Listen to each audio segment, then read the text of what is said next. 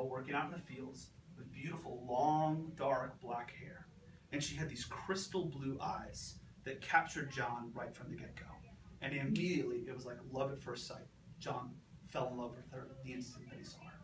So he came back and he told his parents, I've found somebody that I want to marry, but it's not one of the rich suitors that you presented. It's this poor farm girl that lives on one of the farms in Dahlonega. And the parents said, absolutely not. There's no way we're going to let you marry her. There's no chance. Well, John gave them an ultimatum. And he basically said, either you can gain a daughter or you can lose a son. So the parents discussed it, Mr. and Mrs. Darby, and reluctantly they agreed to let John marry this poor farm girl. Well, no expense was lifted from this wedding. All the stops were brought up. Everybody in Dahlonega was invited to come to this wedding. It was a huge, extravagant, very, very elaborate type of affair. And at the end of the wedding, before they were getting ready to go to the reception, Mr. and Mrs. Darby told John and Elizabeth that they had a present for them. And the present was this gigantic mansion that they had built on top of this hill on Darby Lane, which was the road that the family owned. And so when the wedding was over, John and Elizabeth went to their new home with the groomsmen and the other members of the wedding party, and they were going to have the reception at their new house, huge, extravagant sort of mansion. So John told Elizabeth, why don't you go upstairs, go to the parlor, go to our new bedroom, and get yourself ready and come down to be presented to our guests in a few minutes. So Elizabeth went upstairs, and John and his groomsmen went into the parlor. They were smoking cigars, they were drinking brandy, the kind of stuff that they did back then. All of a sudden, they hear a blood-curdling scream come from the upstairs master bedroom. And they go up there, and they see the maid on the floor, bawling, crying. And there's Elizabeth Darby in her wedding dress, lying on the ground, dead, with a noose tied around her neck. Well, back in the early 1800s, they held an investigation, but nobody, of course, admitted to the crime, and they never found out who it was. So the mystery went unsolved. Well, John, in the grief of losing his wife on the wedding day, went into the woods a few days later and he hung himself. So the Darby family had lost, in a matter of about a week, a daughter-in-law and a son. So they put the Darby house up for sale. Well, as the years went on, the Darby house went unoccupied. No one would buy it. In the early 1920s, some real estate investors decided to buy it, try and install modern electricity, and they noticed that the electricity wouldn't work. They couldn't get anything to work inside of the house.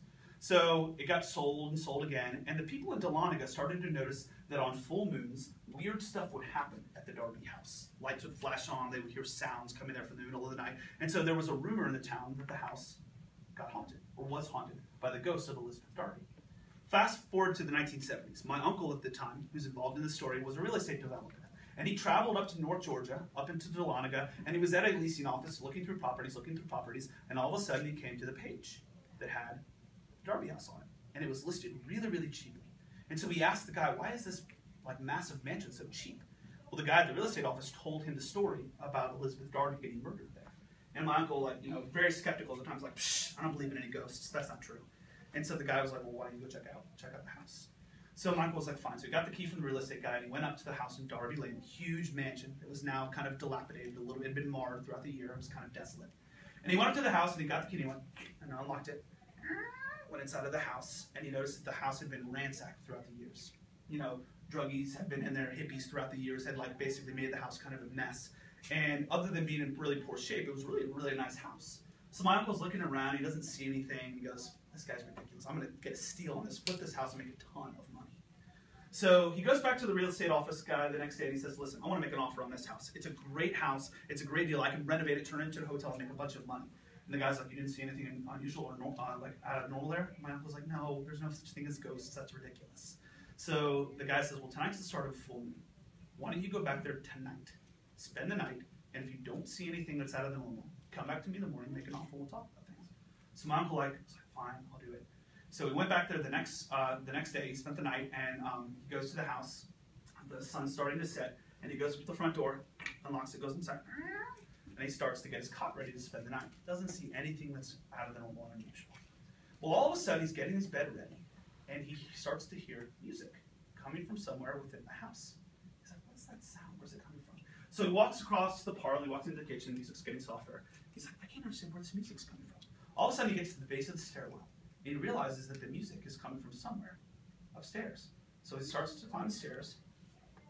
He hears the music getting louder and louder and louder. Well, all of a sudden, at the very end of the hallway, he sees just a tiny sliver of light coming from the very last door on the right. the very bottom of the doorway. And as he's walking down the hallway, the music gets louder and louder and louder. Now he goes to the very last door, and he unlocks the door, opens it, and all of a sudden, he sees that there's lights on in this room. And unlike the other rooms in the house, this one is immaculate, perfectly kept. The bed is made, there's no dust, there's no graffiti. It's almost as if somebody has been living there the entire time. And he sees a music box over there on the dresser that's playing this music, this eerie kind of old-time sort of music. And he closes the music box.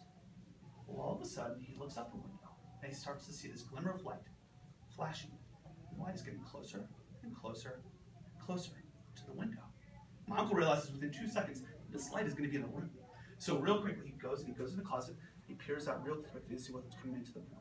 And all of a sudden, the light comes into the room, and it's this apparition of a woman with long, dark hair and a beautiful white wedding dress. She glides over to the dresser, she sits down, and she starts to comb her long, dark hair. Now, my uncle, remembering the story, thought this must be the ghost of Elizabeth Darby that the leasing officer was talking about. So he goes out real quickly and he says, "Excuse me, ma'am, are you Elizabeth Darby?" The woman turns to him, and instead of those crystal blue eyes, there's big black holes in her face with blood spewing out of the sides and down. And he notices that she has kind of a gash around her neck, and she looks at him and she goes, "Yes." So my uncle saying, "Listen, if I'm going to buy this house, maybe I can solve this mystery and make a lot of money for the town." And so he starts to think about the story and say, who were the people that night that might have had a vengeance against Elizabeth? Who were the people that may have wanted to kill her that night that she got married to John Darby? And so he starts to think about it. He goes, "Miss Darby, was it your mother-in-law? Was your mother-in-law the one that killed you?" She stops stroking her long dark hair, and she looks at him and she goes, "No." And so he's thinking, who else could it be? Maybe it was the father-in-law. The father-in-law didn't like her. Maybe the father-in-law was killed.